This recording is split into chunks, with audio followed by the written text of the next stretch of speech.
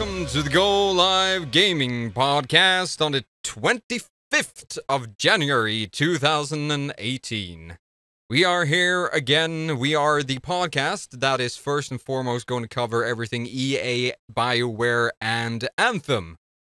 But we are also going to do other stuff along the way. But this time around, we're going to talk all about Anthem. Anthem, and a little bit more Anthem. We do have some exciting new details about the game that we want to try to touch upon, so that's exciting. And we're going to try to summarize what we know about the game so far. It's all very exciting for everyone who's tuned in and listened. Also, if you checked the last podcast, or if you don't have time to stick around for this one, the entire stream, then we are live on iTunes, and you should find our little podcast on any sort of podcast app that you use in your phone. Also, I do want to make a quick little notification or a quick little mention before we go further. We actually had a team member called James that left the team for his own personal reasons. And he was kind of the guy that had, well, he was our sports guy, unofficially, or quite officially. But we're sort of lost that department of the group right now. So we're currently looking for a fifth member. So if you're interested, just hit us up with a application to lead at gunsofanthem.com. That's LEAD at gunsofanthem.com. And tell us why you should be included to the team. So yeah, that's exciting. And with me today, I do have my co-hosts, as I did last time. We do have Whiskey Zero, also known as Luke. Hi, man. Hi. What's going on, man? You good? Yep, I'm good. I hope you are as well. Good. Yeah, magic, man. Cool. And we have Chromatism with us, which is also known as... Hello. Hello. Yeah, I'm back. Happy as always. Here we are again. Yeah. Hello, everybody. How you doing? I'm good. I'm also good. Awesome. And we still have Raker with us, our German, I don't know, kitten. He's still a kitten on the screen. Same kitten as last time. Glad to be back, sir. Glad to be back. Awesome. All right, what you guys been up to this recent times? Have you actually dabbled in something interesting? Do you know what? Same as last week, man. It's just, apart from just life in general being crazy busy, when it comes to games, PUBG. I can't get enough of PUBG. It's becoming, I'm starting to bore people with the amount that I talk about PUBG. So, do you know what? Crack on. Maybe they should play it and they wouldn't get bored. You know, PUBG. Yeah. As for me, I've been playing Rainbow Six Siege, which I recommended at the end of last week's episode. Yeah, that's true. And and I've also been playing Hollow Knight, which is a lovely game. It is definitely, it's actually legitimate to call it the Dark Souls of Metroidvanias. But I would say, if you don't have a backbone for backtracking, good God, get yourself a progression guide. You will not regret it. I've enjoyed the game, but the backtracking is insane if you don't know where you're going. Also, very quick shout out. Also, very pleased to note that for anybody who's into Paradox Grand Strategy, which I most certainly am, the Solaris massive 2.0 overhaul is coming out on February the 22nd, along with the Apocalypse DLC. So yes, we can power up our space stations and blow up planets, because everybody wants to do that in Empire. So there you go. Yeah, I feel like one day, I just need to get into some sort of grand strategy game, but it feels like it's such a big undertaking, so I'm not really sure that it's just, and I'm probably going to be stuck with it forever. I'm that kind of guy. When I actually get into strategy games, I just get sucked in, and I can sit there for hours just making everything better and coming up with new strategies, and that it's really just sucks me in, like unlike anything else really does. So I try to stay away from them because it's a bit of an addiction. Yeah, it probably sucked your time horribly. Yeah. You see, what I would actually do is I would probably get that, and my sole drive would be just to get something to blow up a planet. I would do that. I'd feel smug as hell, and then I'd be done. That'd be me. That sounds sort of, I don't know, should we reword, man? Purge the evil Xenos and all that sort of stuff, you know, for the glory of the Emperor, and etc. Nothing to be worried about. All right, good enough. Megalomania. Yeah. Okay. So now we're gonna actually go to the topic at hand, which is Anthem. And first off, we're going to try to summarize a little bit about what has been said and what information we can get out of the trailer from the actual game. And there's been some talk recently, and I hope we get to that point in the show if we have enough time where we actually can talk about that as well. But first and foremost, there was a thing when Anthem was first announced, which is that for some reason people referred it to a action-adventure game only, and there was articles and there was YouTube videos about it being stated as not an RPG. And I'm not entirely sure where the news came from, because I've always seen, like, if you go to the website, it says that it's a shared world action RPG. So that's where the first news that you gave, but for some reason that was a thing when the game was announced. So don't listen to that if you see that information out there on the interwebs. That is incorrect. So, can I also just point out that in the E3 27 trailer presentation, they even reference the fact that, experience, XP, that is actually physically mentioned in the trailer. How can you not say it's an RPG? So that was a weird one, but we're gonna have to count that one out instantaneously here. All right, so let's see here. We're going to touch on the... we do have some Reddit notes that we're going to talk about later, but we are going to try to... For some reason, my notes haven't really... oh, there we go. The thing about the notes program that we're using is that it can not sync at times, and then everything is not where you want it to be. So. And sometimes just straight up lose all the notes you've written. Which is always good. It hasn't actually synced what I wanted to talk about earlier, but that doesn't really matter as much. But all right, so first off, we are going to talk about the starting hub, which you see the first thing in the actual trailer. It's called Fort Tarsus or Tarsus. I think it's Tarsus. Yeah, Fort Tarsus. It's the starting hub, and it's protected by the wall. And it sort of feels like much like Destiny. This game has already been compared a lot to Destiny 2 and Destiny, and I think there's some reason behind that, and there hasn't been actually anyone saying that is not true. So I think we do have a game that down the line is going to be a competitor to Destiny 2. But yeah. I have a thing. Sure. You know, sorry, very, very quickly, but I think considering that the Division has actually reimagined itself and become 2.0, and actually now is fixed and good, perhaps we should compare Anthem to the Division and not to the Destiny 2. Yeah, that's actually it seems to be going a bit. Well, that's another topic, but yeah, just But yeah, that has actually been a comparison as well. The Division. It seems like that is where people are trying to compare that to as well. But from what we can see from the trailer, which is something that I'm going to try to put on the screen right now for anyone that is that first off, you're actually in first person when you're in the hub. I don't know. I'm thinking that might be a thing. So when you're outside of your exosuit, we are going to talk a little bit more about it a bit, then you're in first person in this hub called Fort Tarsus. So what do you guys think? There's been some sort of debate online whether there's going to be more parts that are first person, or if it's going to be more third person in the actual open world or not, or will you be able to change it back and forth in the actual hub? What do you guys think? Do you know, I think it's a tricky one. I think they're being, I mean, correct me if I'm wrong, Chrome, but I think they're being relatively tight-lipped about this at the moment, which seems kind of like an odd thing for me. Like you would definitely say if it's going one way or the other. I think you're going to be able to do a bit like PUBG, and you're going to be able to switch backwards and forwards on the fly. You're going to be able to choose how you want to view that world, whether it's first person or third person. There was a Reddit post that I haven't actually linked and referenced that was actually quite clear that it was definitely first person in the hubs, and it did actually state hubs, not just hub, which we'll get into that later.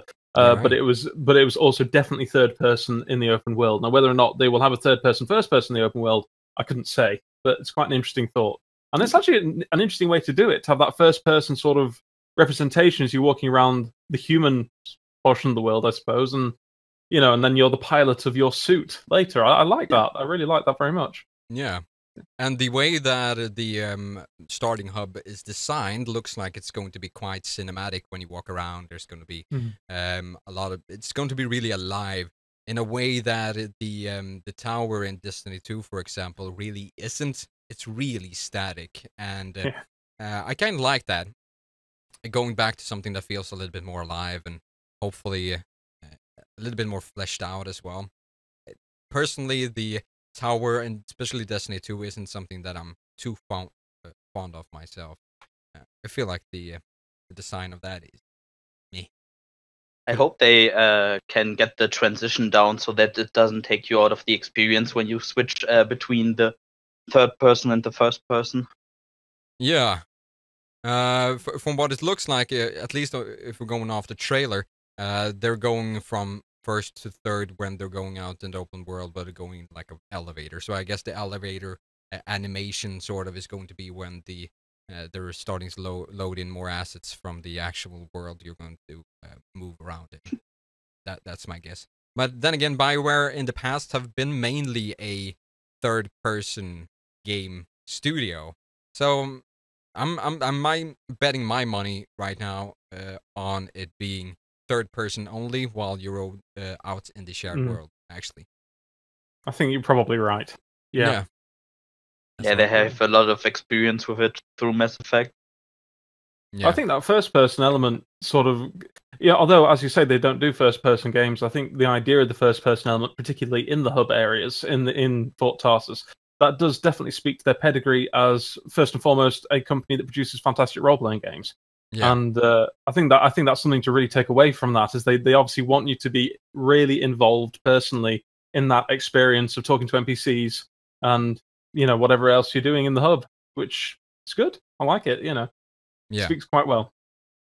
I certainly agree.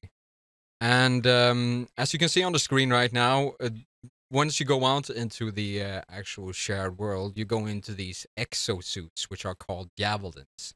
And these suits are apparently very customizable, which is something that I'm probably going to spend a lot of time doing. It's going to be interesting to see which route they're going down. If they're going down the classical route, where like World of Warcraft, where you get new gear or you get new parts to your exosuit, that is going to change the appearance. Or are you going to be able to change the appearance and just stick those stats onto there, sort of like the transmog system that they have in World of Warcraft? That seems to be sort of a standard in a lot of new games, but we'll see if the visual change comes with some actual stat changes as well. Well, interestingly, and I don't know whether or not this is the thing, but in the trailer, towards the end of it, you actually see... sorry, if you're going to talk about this later, stop me now, but in the trailer, it shows 4 exosuits at the end. Yeah. 2 of which we know, and I won't spoil names yet, we'll do that in a minute, but 2 of which we know, and apparently one of which was a variant of one of those 2. So as you say, whether or not that was purely visual. Josh, I'll give you the honors to spoil it.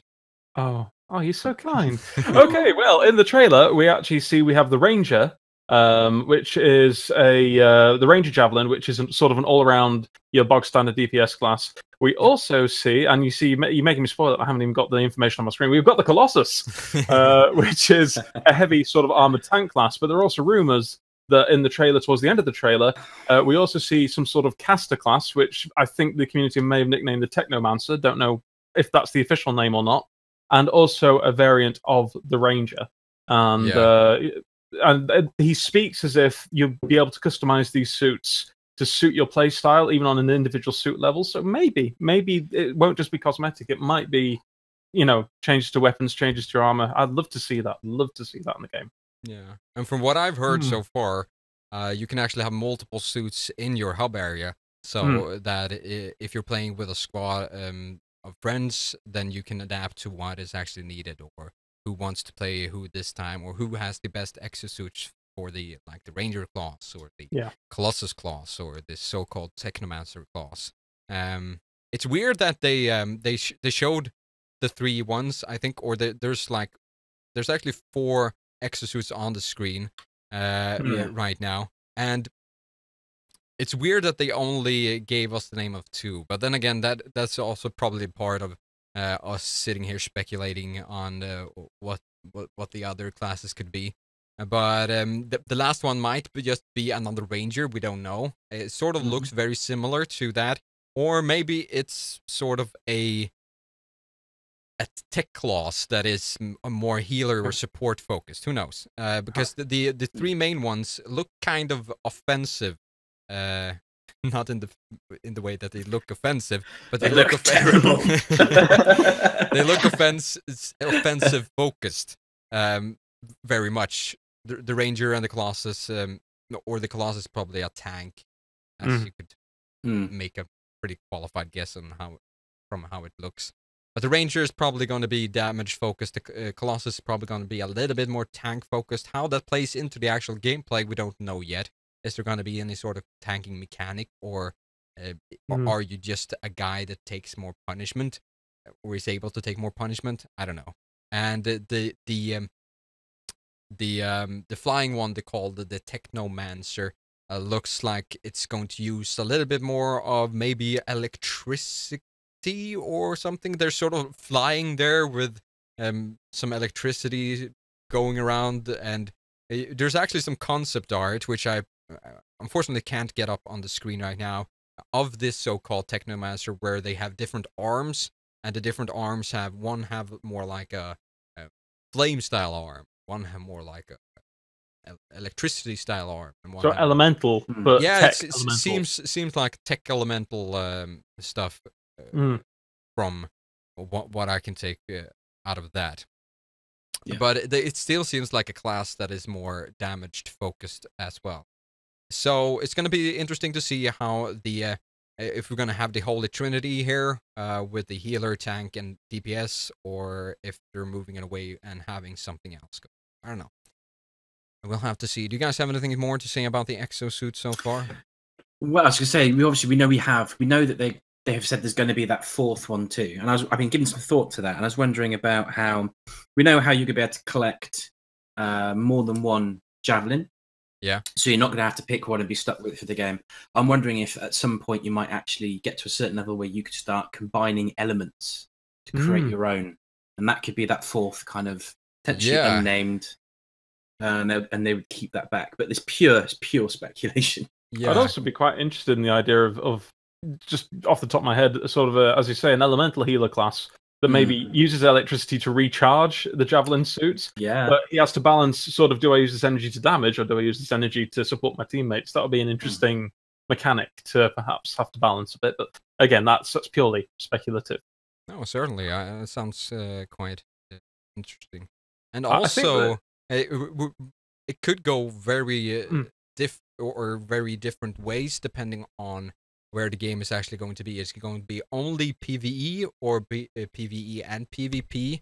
They haven't discarded the idea of there being some sort of PvP component, but if you don't have the PvP component, you can do a lot more with the PvE component, because you have to balance those two together, and I don't think they're going to make different balance changes depending on which module you're playing, if you're playing the PvP or the PvE.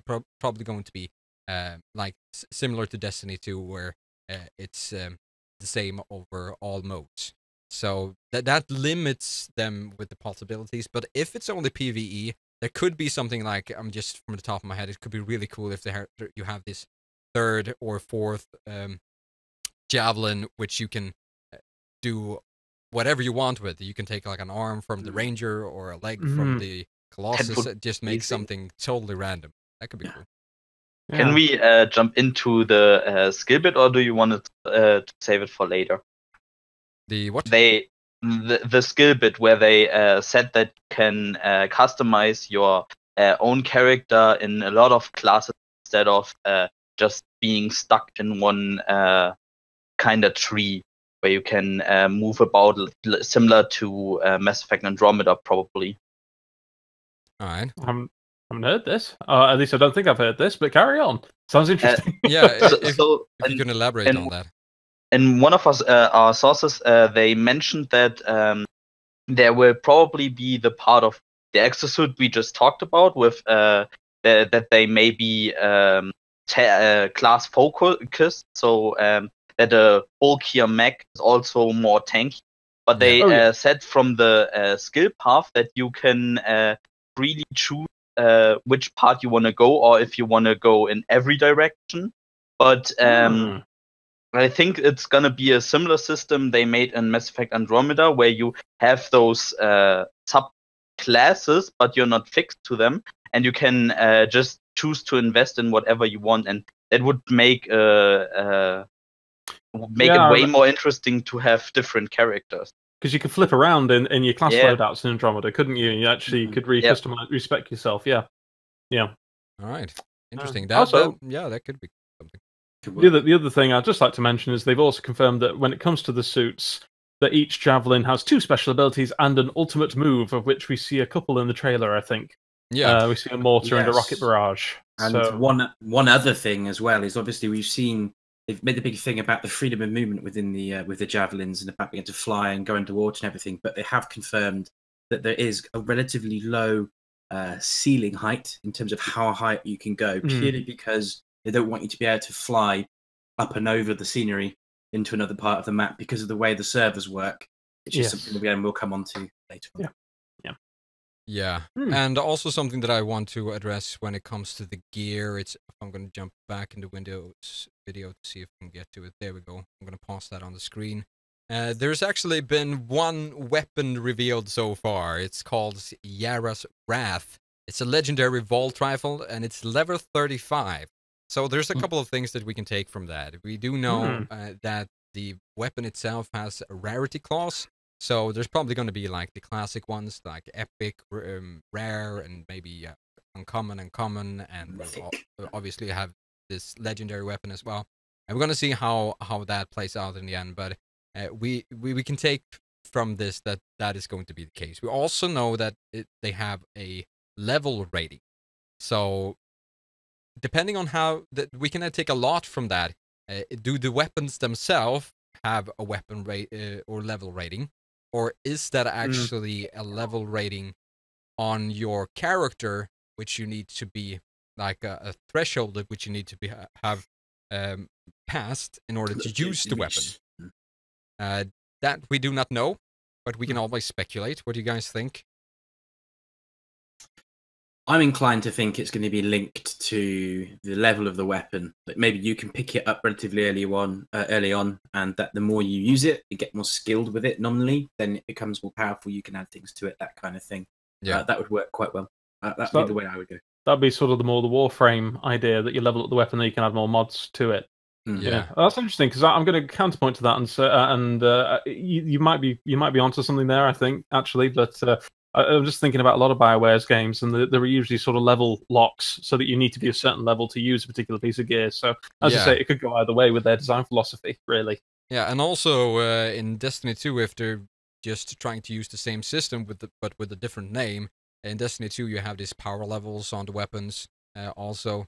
So this could be that, just translated into a little bit of a different way. So that could just be the power level of the weapon, but. I don't think so. I'm not leaning towards that idea, but it's certainly a possibility.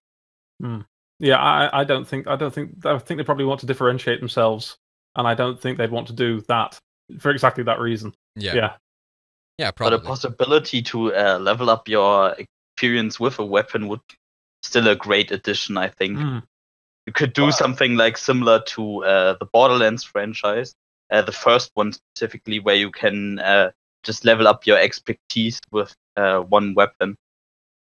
Yeah, I mean, as you say, they could even have 2 systems where maybe, from my theory, there could be like a level gating system, but as taking from Luke's theory, there could also be a case of you gain proficiency with that weapon, so the longer you use it, the more sort of at ease you are with it, therefore the more you can do with it, maybe add-ons, that sort of stuff. Who knows? Yeah. It's quite interesting. Yeah, it might be. I'm just thinking about it now. I'm probably leaning more towards the Division here, and how are doing, just because of the weapon itself has damage stat, an accuracy stat, a range stat, a ROF stat, which I Rate of fire. Rate of fire. You, sir. No problem. Smart, Here all sir. week. And there's also an ammo rating. So we do know that the weapons themselves are going to have sort of that classic system, and it ties me to believe that it's going to be quite similar to the Division in how they handled their weapon system, but obviously a little bit more interesting, since the Division itself, there's always going to be that. I can't get into the suspension of disbelief in the Division, just because you're going around with automatic weapons and shooting people in the head, and they're like soaking it. So it feels weird. But in a fantasy setting, or a science fantasy setting, as they've called Anthem to be, which is a little bit funky, but hey, it probably works better. And I would guess that that is where they're working towards. All right, I think we've talked enough about the exosuits. It's going to be interesting, though, and just on a last note, to see how many ultimate moves and how many special abilities and all that, and how that actually works. Or is there going to be like a skill tree where you get those parts of the suits unlocked, or do you actually have to go to the hub and buy them? Because it makes more sense to buy a part to your suit, which you attach to your suit, I think.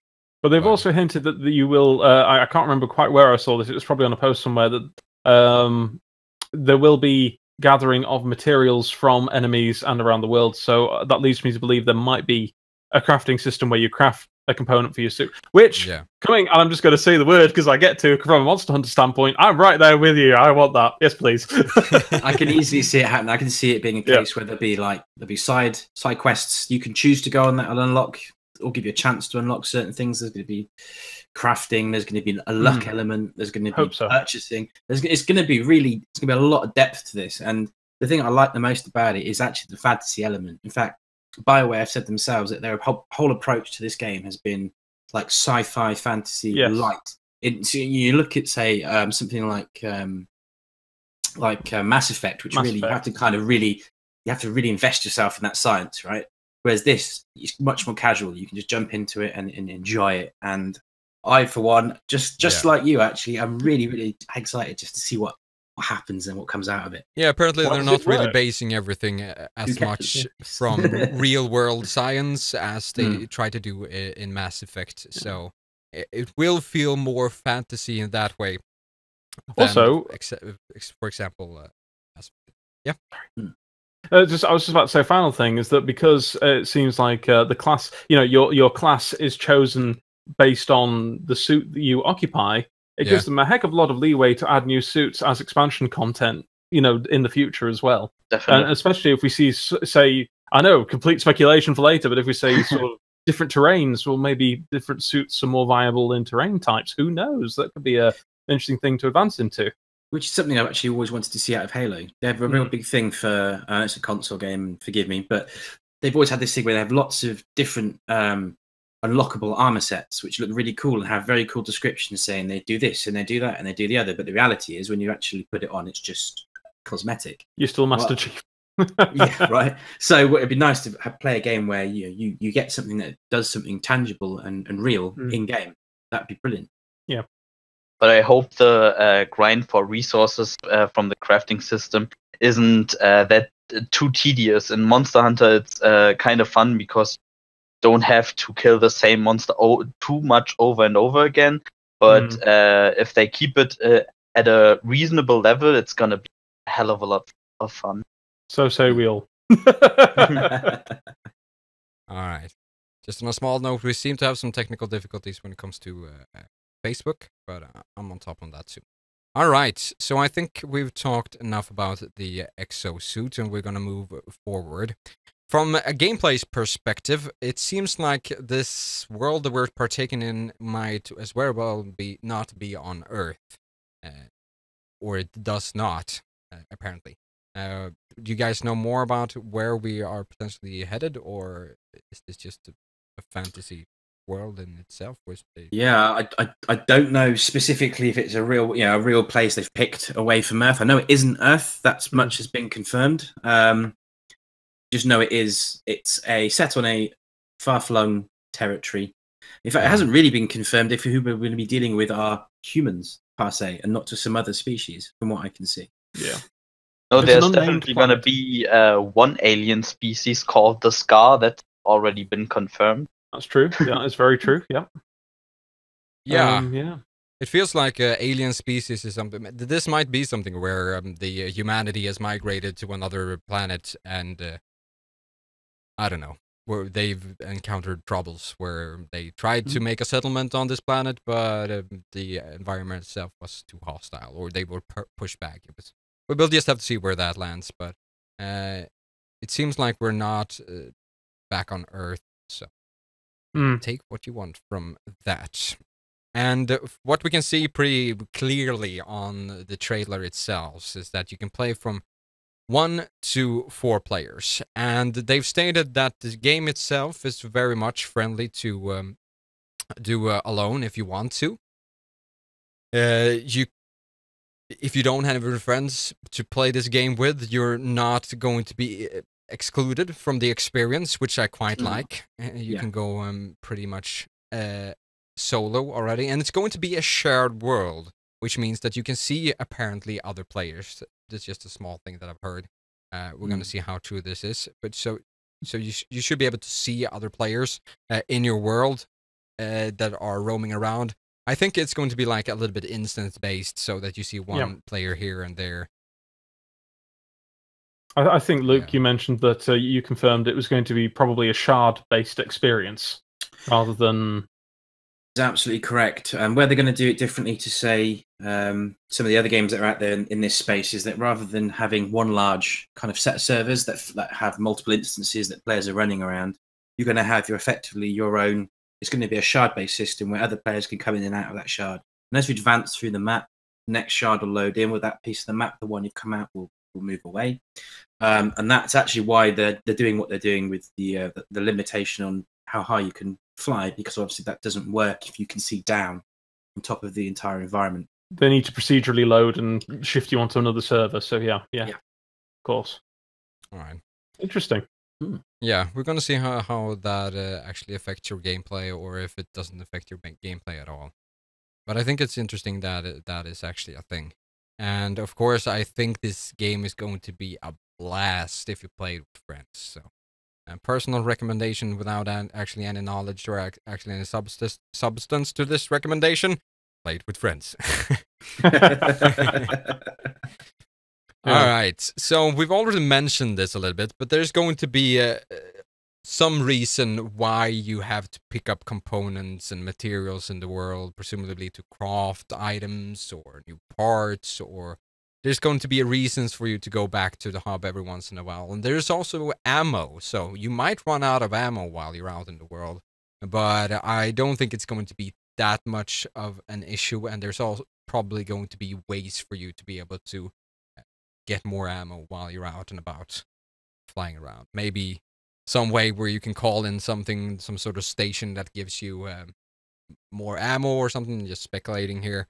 This is actually not fact, but I was thinking it's pretty cool when you call in your friends and they drop in from the sky, or they sort of teleport in. And I think it would be a waste if they don't use that mechanic. It's neat, isn't it? It looks really cool. It looks really that cool. Sort of hot drop effect. Yeah.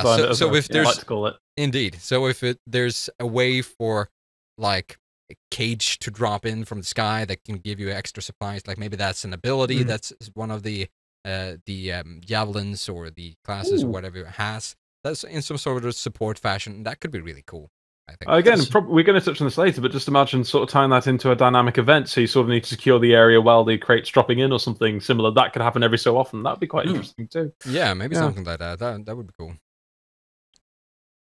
But all right, so I think we've touched enough upon that.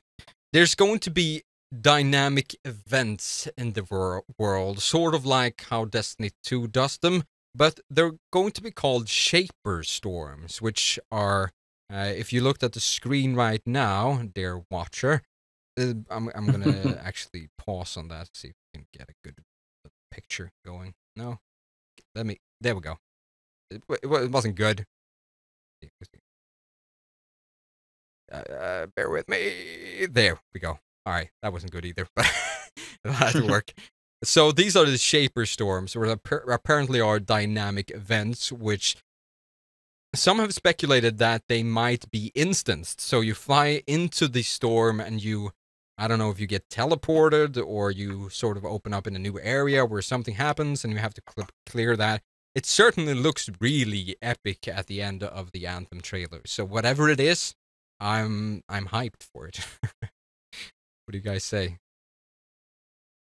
I'd like anything that makes the world feel more immersive. Yes. Whether that's the technology that you're using to engage with the game, or the game itself engaging with you. Anything. It started off with physics, then it was engaging real-time dynamic lighting, and real-time events, and now you've got these dynamic events where you just don't know what's going to happen. Now, as long as they are varied and truly dynamic, so you're not got the same 6 things that happen randomly, and which has happened. There's games where that's what's happened. I think it would be brilliant, and it would be something that will really help it stand out.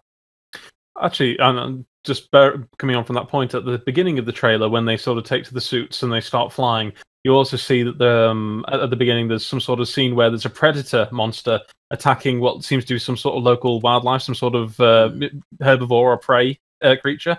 And I know it's probably asking for a lot, but it would be very interesting if there was some sort of dynamic food chain that was going on in the game, just to add that extra little bit of, that, as you said, that extra little bit of immersion into the experience. Actually brings one. Sorry, as I say, this brings me on to something actually, which is that one of the people that was just watching the stream put forward the idea that wouldn't it be cool if you have different types of weapons on your javelin. So you got your autonomous and reactive ones, which might then react to these events that are happening if you haven't viewed it. Say a predator's creeping up behind you, and your autonomous systems start defending you. How cool would that be? Yeah. Oh yeah, that would be amazing. Have some sort of suit. Sorry, beg your pardon, but have some sort of suit that could perhaps, sort of stabilize itself, set itself up, and then suddenly, it can sort of. It's got autonomous systems that could deflect incoming missiles, if that's the thing. That would be quite interesting too. Also, sudden weather changes. You could do that if you have a module that maybe protects you from immense heat or something, and that would be a dynamic event that could also be really interesting when you make your suit so that you're safe from that kind of thing. And if you don't change your suit to fit the needs, that you have a disadvantage in this dynamic event which popping up. I really like that idea, but that is one of those things where unless you know that event can crop up into the area you're going into, that sort of thing is really fun until you're caught out by it. Yeah. But I still like the idea of environmental effects actually affecting you. So maybe that's like high-level end game stuff where you actually have to adapt your suit to the environment to be able to complete stuff. Maybe some more heroic, if we're going with the World of Warcraft approach with heroic dungeons and mythic dungeons, where you have to adapt your gameplay style a little bit. Or expansion potential, Yeah. Or that. Go that way. But I hope they do it more creatively than something like Dragon Age Acquisition, where you just have those shards popping around, which I don't think wasn't really that interesting. Or in Skyrim, always the same, as Luke already said, the same repeating events, which kind of get tedious after a while. I hope they... Yeah? I was going to say, it breaks the illusion. It snaps you out of the experience, doesn't it? Definitely. Yeah, I agree. But yeah, we're going to have to see what happens with that in the end. Also, there's of course going to be exploration elements in the world. There's going to be reasons for you to just run around aimlessly, and apparently you're going to be assigned dynamic quests while you're running around the world if you didn't pick up a quest in the hub when you left. So there might be reasons for you. If you don't want to do these static quests that you find in the hub, you might have a reason to just, I don't know, go for a stroll and have a good time in the world, and then you will get some quests along the way, and That could be quite interesting as well, and see how that ties into everything. If they look at Breath of the Wild, that they could actually do some really amazing things with the exploration aspect, because that was one of the only games where I really went out and just explored the world, because it was so damn interesting and had such so many things that were hidden from you. That could be one of the main drives that keep players interested if it's creative enough and if the world is huge enough for it. All right. Now, also one thing that I forgot to mention is that the exosuits are called javelins, and the players themselves are called freelancers, sort of like the Destiny 2's Guardians, but probably not as OP, since the Guardians basically can't die because of the light. But the freelancers are basically the protectors of this world. I'm not entirely sure how they tie in exactly, if they're like soldiers or if they're mercenaries or if they're what kind of, but they seem to be the only ones that actually can go outside of the wall or the hub. There is this dialogue in the beginning of the trailer where this guy said, "Oh, I've screwed up again, and I sent guys to do this and they couldn't do it. Were they freelancers?" Like, no, they weren't freelancers. And so apparently people go outside the wall or outside the hub that aren't freelancers with these javelin suits, but they don't seem to have too much success when it comes to doing something outside the hub. So. And also, if I may just also interject as well, that scene in particular spoke to me from a role-playing point of view, because there are so many times where you think, well, why are you bothering? You know, but the actual fact that he's clearly worried about these people that he's foolishly apparently sent out into the world, and he wants them back by any means necessary. Well, either there's something weird going on, or that really is the human aspect coming into the game, which is also I just like that from a role-playing point of view, from a story aspect. I'm pleased that was the note they led off with. That's quite promising. Yeah, I totally agree. No, I agree. I like the aspect that they've gone out to try and do something mundane, and they've just not been able to do it. I mean, one of the things that has come across from some of the research we've been doing is that the smallest creature on that planet, like that they're going to deal with when they go out, is the size of a horse to a man. So, you know, they could go out and just be going out to pick flowers, and there's a strong chance that that planet's equivalent of a bunny rabbit is going to stomp them on the head. Right? So you can imagine why you would need these protectors. It might just be that they're just the only people equipped to go out and deal with the environment that they live in. Yeah. Beyond anything else, you know. Yeah, certainly. But also, one reason to be excited is that the story itself, which apparently is going to be a big part of it, which I'm quite excited about. I was a big fan of the Mass Effect series and a lot of old stuff from Bioware. And the story itself is being worked on by Drew Karpyshyn, I think. Sorry if I slaughtered that pronunciation. But yeah, that looks right, Sarge. Yeah. Drew Karpyshyn. Let's go with that. Karpyshyn. Yeah. We'll go with Karpyshyn.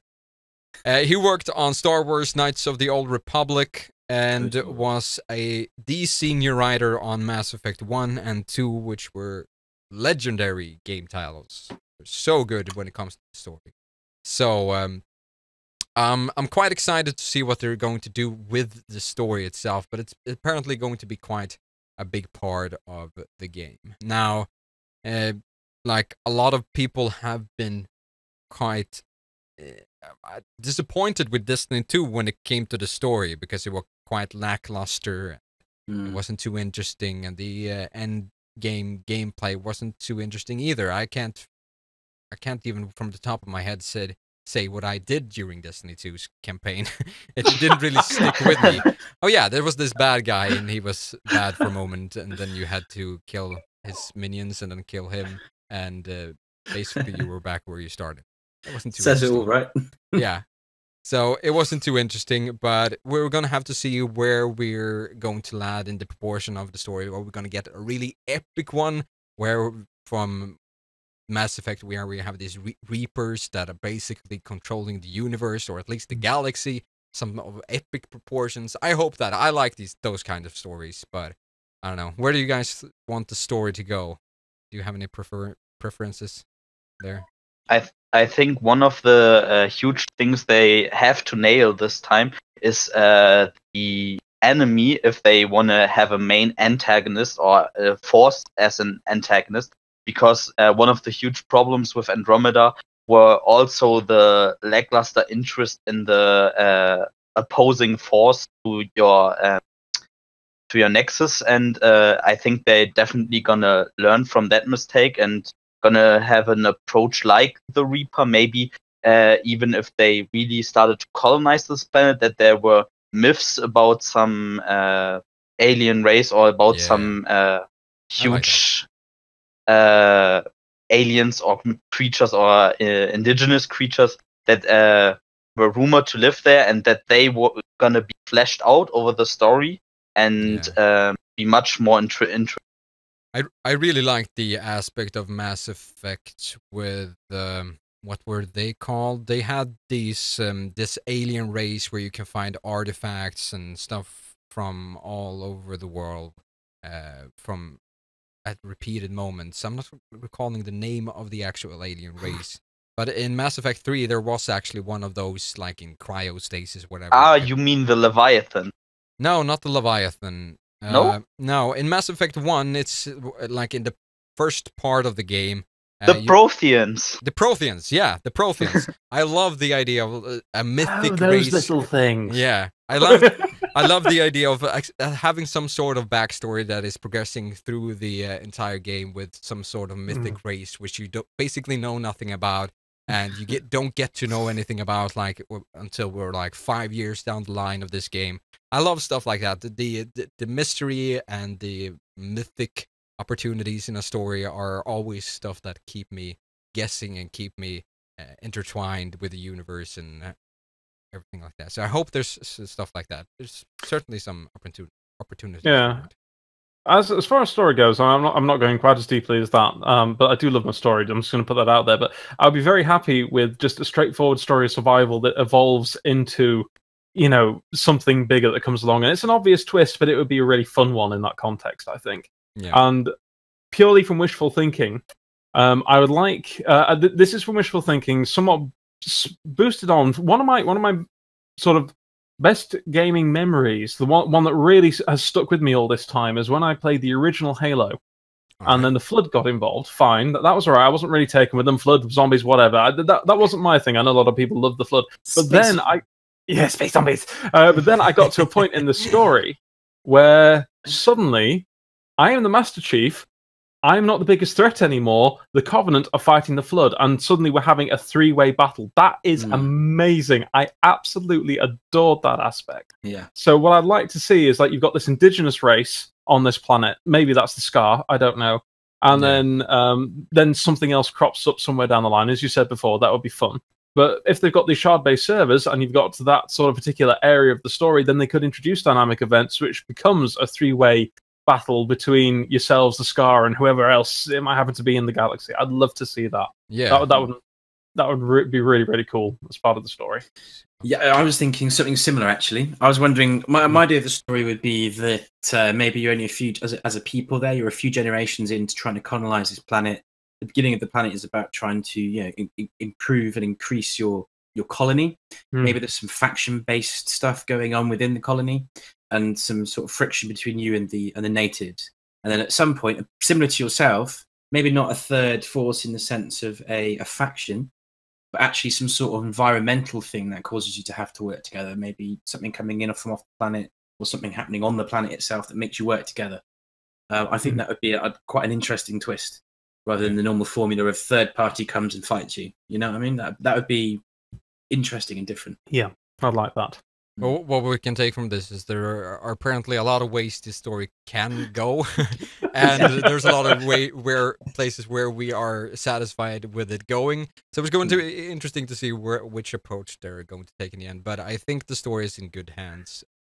Absolutely. The news. I didn't know we were still doing our predictions video. Oh my goodness! We just can't help last week all over again. Well, indeed. Deja vu. Yeah. And just on a quick notice, if you guys didn't know, this game is running on the Frostbite engine, and if you're not that tech savvy, or if you don't that interested in that aspect of games. It's one of those engines which is probably in the front or the leading when it comes, or in the lead when it comes to technical or graphical fidelity and technical prowess, or whatever you want to call it. Because Battlefield 1 is on this.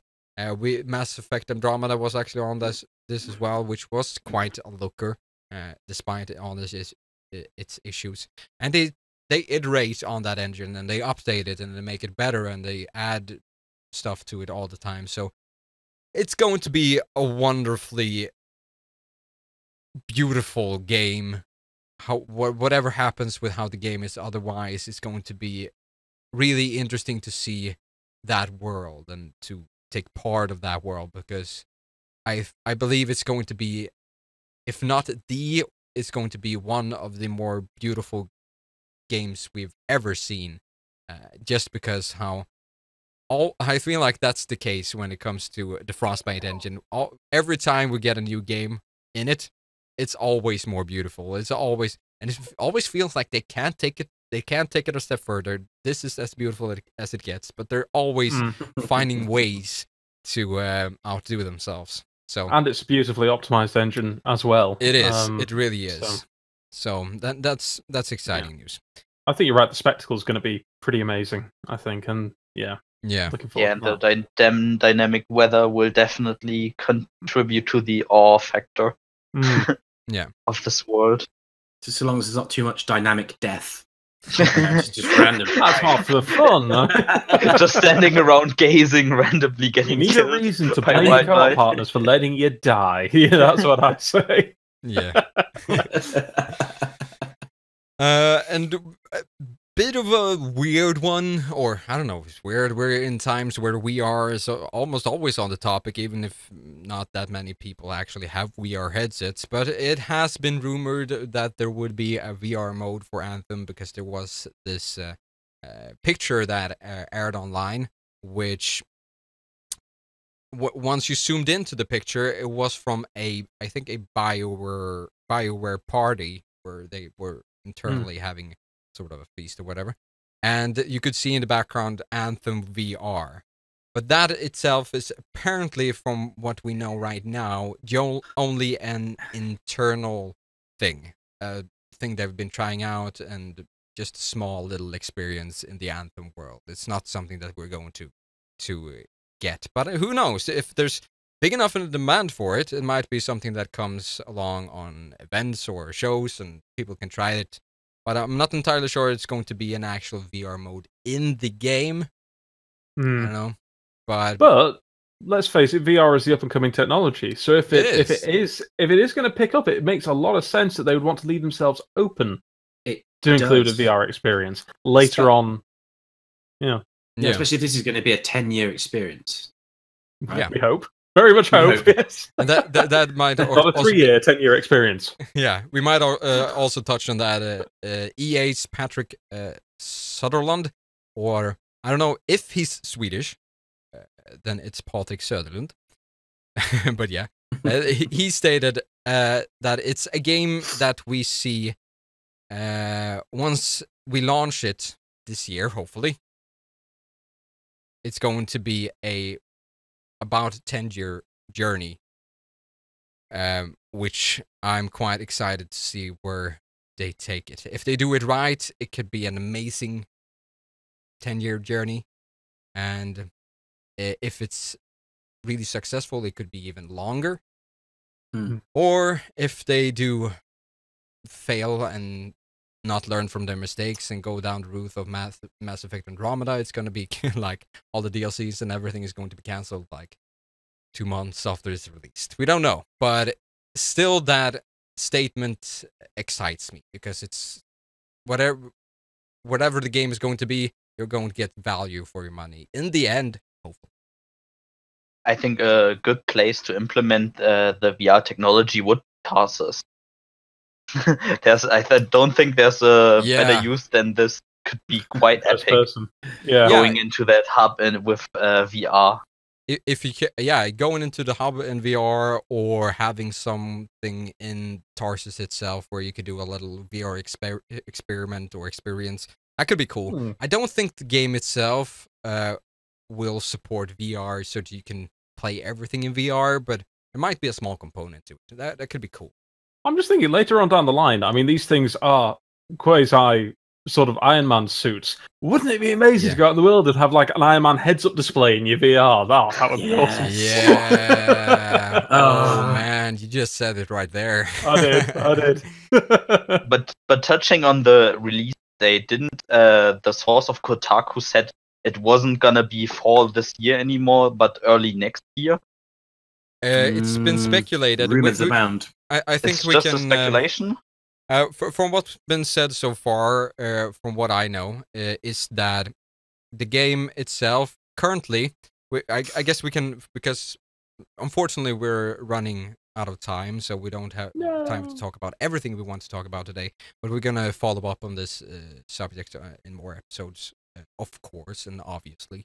But what's been said very recently is apparently Bioware is focusing all their resources on Anthem, mainly because of all the people's worries and the recent incidents with EA and all that. And there has been, or in those articles, it also has been stated that the game might be pushed back. But I don't remind. Did they give a valid reason to ask why? Remember that, just Josh? That they think it might need more time. But basically, Jason Schreier, and like I say, as you say, Saj, we'll touch on this in future episodes more readily. But Jason Schreier is sort of the guy to go to. He writes for Kotaku. He is the primary example of a proper investigative journalist in this day and age in gaming. And he's spoken to 6 anonymous sources within Bioware who can't be named because they're not really supposed to be talking about this. And they say that 2018 they don't think is a realistic release date. And then Jason Schreier goes on to speculate that it may be pushed back to next year. And if it is pushed back to next year, just because the way EA's fiscal year actually works, then it won't be any later than March to keep the investors happy. It must come out before the end of March. But that is at present speculation. So. Apparently, presumably Bioware. Yeah, apparently the news that goes along with that is the investors themselves had the date at first, before we knew anything about Anthem, that the game was going to be released March this year, and then they pushed it back to fall of this year. So if that's enough time, we'll just have to see. I do still stick to my prediction that it's going to come out this year, but regardless what everyone else says. Just to provide something to this, one of the things that I was reading on the AMA that was done by Brennan himself, he was actually saying that as recently as 8 days ago, they were still discussing internally how many shared social spaces there was going to be during the game, and that's big sky thinking on a game development. So that kind of gives you an idea of where they are at within the development. They still haven't pulled this thing together. So I don't know. I think they probably still need quite a bit of time. Yeah, we do have quite a lot of things that we wanted to touch on in this episode, but I don't think we have enough time for it, unfortunately. But we'll try to get back to that next week because we're running out of time, and it's actually time for our next segment, which I still haven't come up with a good name for this. This is supposed to be my job as a host, to just make everything be cohesive and come together. But yeah, we're still going to call it "Tell Me What to Do" until next week. It's stuck now. You've used it twice. I think that works. Can't change it. Yeah, it works. Apparently it works. It works. If I can't come up with a really funky and flashy idea for this segment, it'll stick. But all right, I'm not gonna start this time around. Does anyone else want to start? Do you have something to take? Josh has something. Yeah. It's very simple. Yeah. Monster Hunter World comes out tomorrow. Do that until next week. That's it. They weren't gonna do it just till Actually- next week. No, forever. All right, so actually, I'm just gonna bookend this. Monster Hunter World comes out tomorrow. That is January the 26th on consoles. It does not come out on PC. I understand why it's not coming out on PC. I still think it's a stupid move. So that's unfortunate. Yeah. But so if you've got a decent console, you know, an Xbox One X or probably a PS4 Pro, because that seems to be where the player base is. You didn't hear that from me. Then that's where you probably want to be. But yeah, I'm unfortunately, if I wanted to play that game, I really wanted to play it on a PlayStation Pro. I think.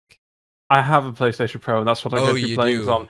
But You for everybody do, else, don't don't worry. you? I will also get the PC version. Philistines. Yeah. So, you know, I'll be I'm playing that gonna on wait PC as till the PC version comes out. well. You might be waiting a while. Yeah, I really want to check that one out, but it's just for me, it's too much of a hassle to actually play games on my PS4. But who knows? I might. I've heard so much good stuff about it, and it looks so cool. So yeah. But all right. I can. My actually- one. Yeah. All right, Luke. Go on. Go. Gone. Okay. Yeah, go on. All right. Okay, well, I was going to say that the one I'm going to go for is after you've done that PlayStation advertising for PlayStation, it's going to be Xbox. If you haven't got one, go and get one. Ooh, sorry. But if you do have one, get yourself a subscription to the Xbox Game Library. It was announced today, well, it might have been yesterday now, actually, that if you are a subscriber, they will be putting the entire Xbox, the entire Microsoft Studios library on it. And all the exclusives that come out going forward will also be released day one onto that live subscription, onto that game subscription, which actually works out to be a very cheap way to get some of the best AAA titles that come out. So you heard it here first. All right. Interesting. Yes. I'll do my recommendation, and then you can go, Patrick, if you have something. I'm actually going to recommend one that is, I've heard split opinions on it, but if you're a casual strategy fan, as I mentioned in the beginning of this show, that strategy games do hold me in a certain place, which I'm not too comfortable with because I just soak in too much time into them. It's actually the early access title, They Are Billions. It's been played a lot. It's really popular right now, and it's one of the more popular games on Steam, I think. And I'm a tower defense guy. I like that stuff. And I would say that the game itself is more, it's resource management and tower defense, basically. In sort of an RTS format. And I really like it. It's a little bit bare bones right now, since it's in early access, but it's still a game that I can recommend if you... I don't think if you're a hardcore, like, StarCraft player or someone who's been really into strategy games for a long time, I don't think that this game is anything for you. But if you like the idea of those games, but you haven't touched or you haven't played them on a professional level or a really advanced level, then I think this game could be for you. It's really fun, and it's problem solving and resource management at its best. All right. My recommendation for this week is a mix of a mobile game and a Steam game. It's Duel Links. If you are interested in Yu-Gi-Oh! In a more light format, I definitely can recommend it. They recently got an event on that's Tag Duel. I don't know if it's for real people right now, but it's definitely for you and an AI player, probably for testing if the system can hold 2-player in or 4-player in one duel. And it's also free to play, friend. All right. Nice price. Yeah, I've been sort of wanting to look into that one. I am a fan of old animes, and I just like that when it's that really old animation style, and it's a bit cringy, and for some reason that just hits a really nostalgic vibe. So I'm actually trying to get into Yu-Gi-Oh! As we speak. I watched a couple of episodes, and it's like those shows like Pokemon at the start and Yu-Gi-Oh! At the start. The level isn't that high when it comes to quality, but there's just something there that keeps me. I like it on a weird in a weird place in my heart, there's room for shows like that. Even though I'm probably way too old for it. You're never too old. Never too old. Apparently. Well, it actually depends who's there. You're never too old. Watch Devilman. Don't do that if you're underage. It's on Netflix, but don't do that if you're underage. Yeah, also goes for playing in children's soft play areas.